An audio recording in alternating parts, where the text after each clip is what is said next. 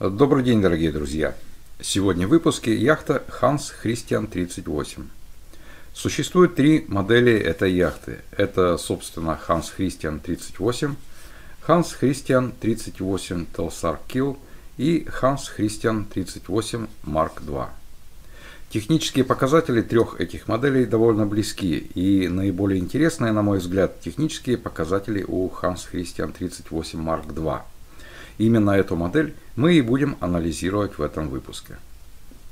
Но сначала краткая история верфи Hans Christian.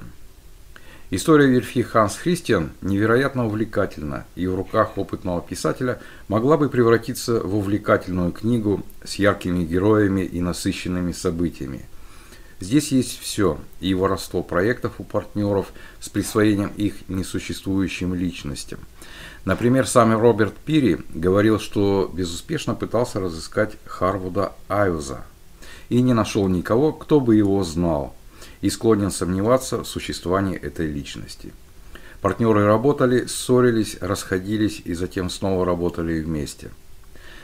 Но сегодня мы ограничимся краткой историей верфи. Итак, известно, что производство лодок Hans Christian началось в начале 1970-х годов.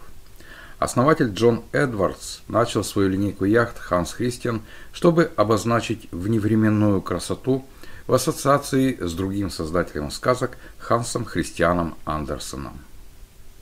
Вдохновленный традиционными скандинавскими лодками, Джон Эдвардс воссоздал вневременной классический дизайн, который по-прежнему так же практичен и привлекателен сегодня, как и 4 столетия назад.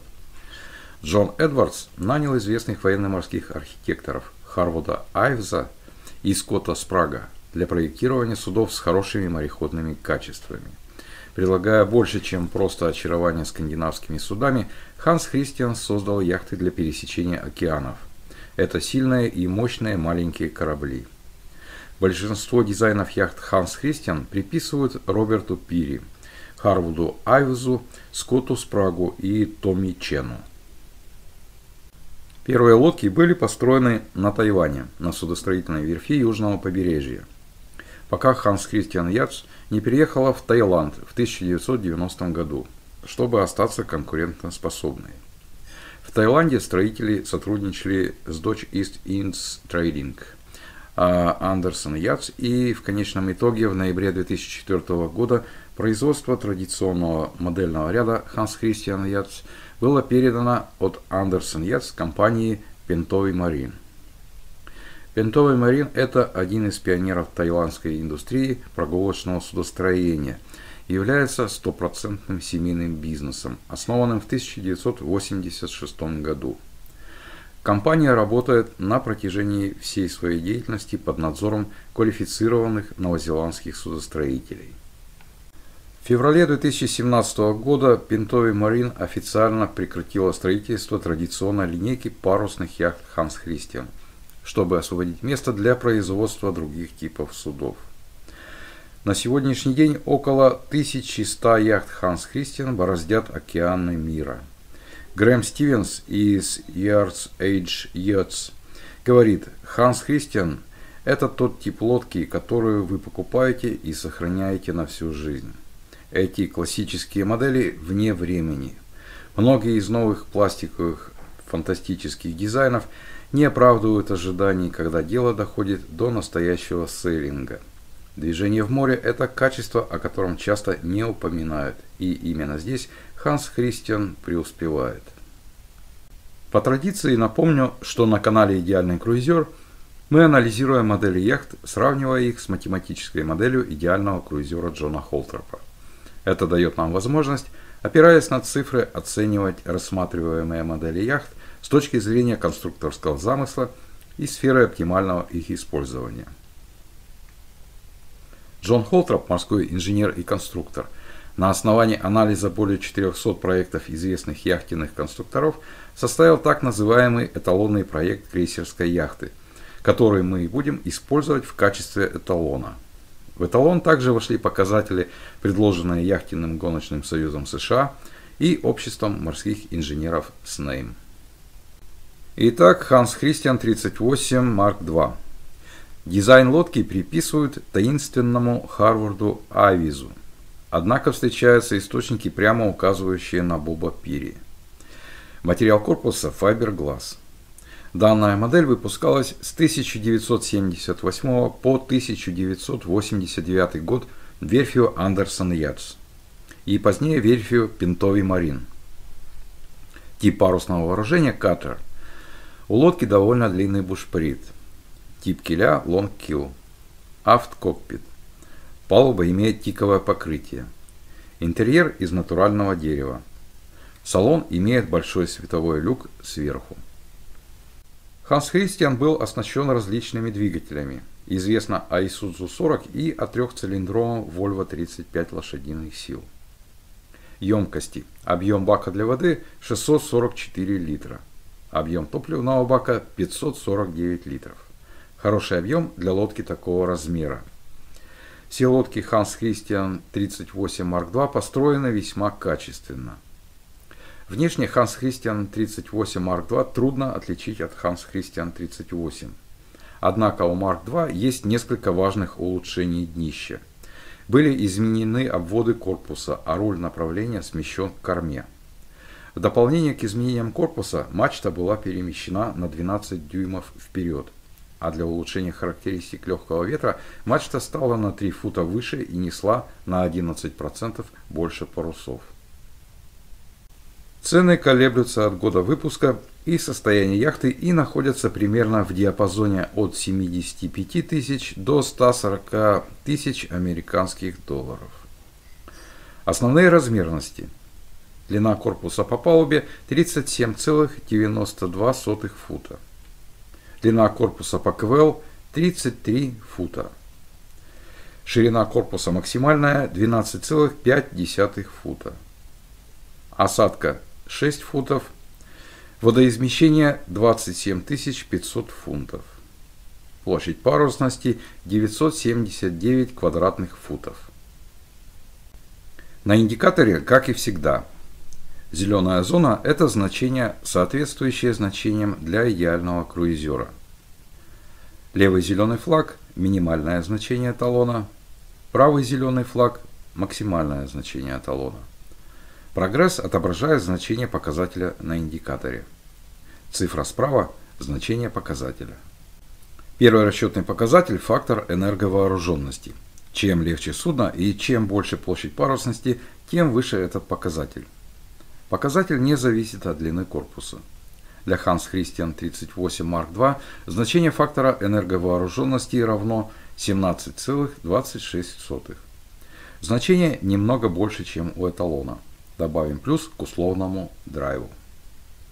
Следующий показатель – фактор водоизмещения. По своей сути показывает отношение водоизмещения к длине яхты с учетом коэффициентов. Значение 341,62 чуть-чуть больше эталонного значения. Это значит, что, вопреки распространенному мнению, Hans Christian 38 Mark II не перетяжелен.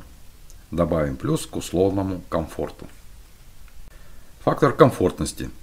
Чем больше значение этого показателя, тем мягче и комфортнее лодка движется в море. Отдает предпочтение тяжелым лодкам с несколько свешивающимися и узкими бортами. Все эти факторы смягчают реакцию судна на удары волн.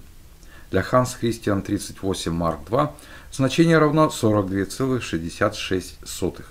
Это отличное значение и даже лучше, чем у эталона.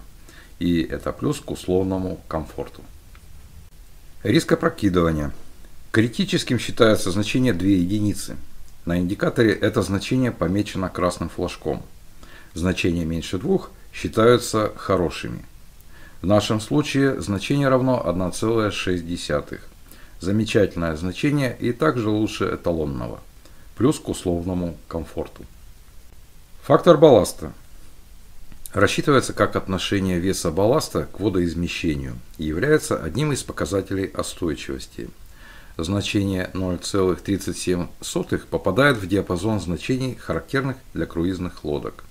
Добавим плюс к условному комфорту. Стройность корпуса. Рассчитывается как отношение максимальной длины корпуса к его ширине и характеризует относительную ширину корпуса. Чем меньше значение, тем корпус более относительно широкий. Для крейсеров более характерны умеренно стройные корпуса. Для Hans Christian 38 Mark II значение равно 3,3.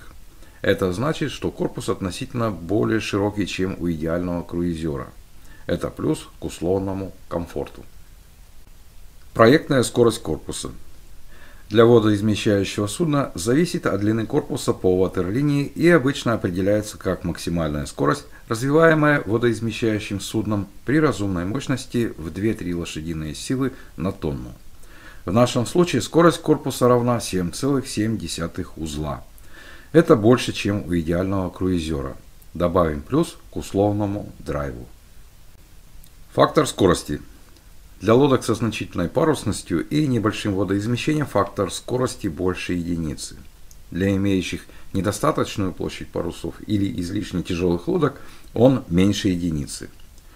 Для Hans Christian 38 Mark II значение равно 1,79. Это соответствует эталонным значениям. И это плюс к условному комфорту. Момент инерции. Чем выше значение момента инерции, тем выше сопротивление раскачивающим усилиям.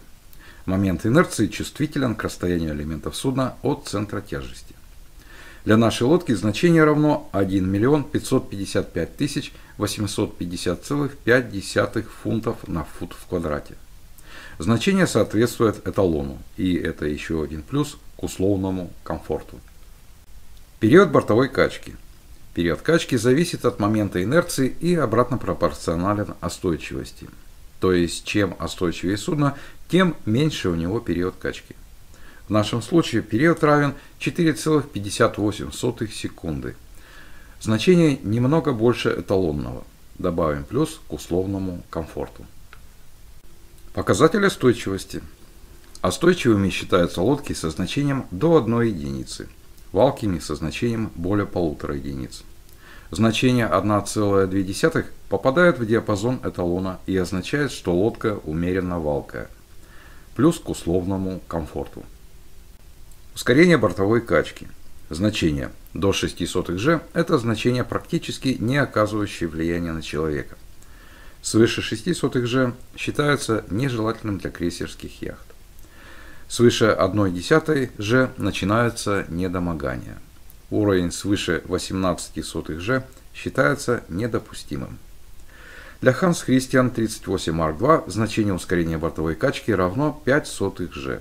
Это замечательное значение, не оказывающее влияния на человека. И это плюс к условному комфорту. Подведем итог по Hans Christian 38 Mark II. Hans Christian 38 Mark II набирает 9,58 балла в рейтинге «Идеальный круизер». Шкала Comfort Drive почти вся зеленая, за исключением фактора энерговооруженности и скорости корпуса. И в данном случае это скорее плюс. И еще раз посмотрим на размерности и показатели.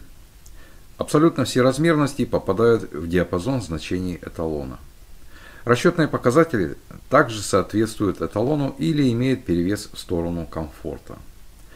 Абсолютно и однозначно Hans Christian 38 Mark II по своим техническим показателям это отличная круизная яхта. В рейтинге «Идеальный круизер» Hans Christian 38 Mark II занимает 5-е место, потеснив Island Packet 40. Хочу обратить ваше внимание на то, что данный рейтинг не говорит о том, что какая-то лодка хуже, а какая-то лучше. Этот рейтинг показывает лишь то, насколько та или иная лодка соответствует концепции идеального круизера Джона Холтропа. При выборе конкретной лодки стоит руководствоваться в первую очередь ее показателями. Разумеется, не стоит забывать и о том, что данный рейтинг строится только на параметрах, влияющих на поведение лодки в море, и не затрагивая другие аспекты, влияющие на решение приобрести ту или иную лодку. Итак, на первой странице рейтинга.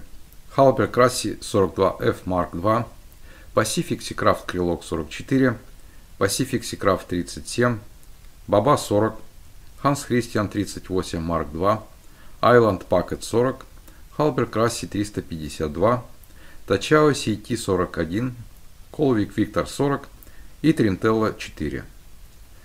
На второй странице Sirius 40 DS Twin Kill, Cherubini 44 Кетч, Nauticat 40, Trintella 57А, Nauticat 331, Halberg Krassi Rasmus 35, Амель Супер Мараму 2000, шхуна Cherubini 48, Хабер 34 С4 и Halberg Krassi 40 С. Все страницы рейтинга можно будет увидеть в очередном выпуске «Ямайский ром. Бургундская ваниль».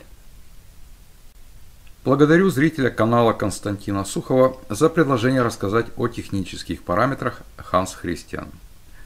В следующих выпусках мы с вами продолжим знакомиться как с классическими моделями, так и с современными. Несколько следующих выпусков также будут подготовлены по предложению зрителей канала. Не пропустите. Подписывайтесь на мой канал и не забудьте нажать на колокольчик. Обращаю ваше внимание на то, что на канале мы рассматриваем серийные монохолы длиной до 58 футов включительно. Спасибо за внимание. До новых встреч на канале Идеальный круизер.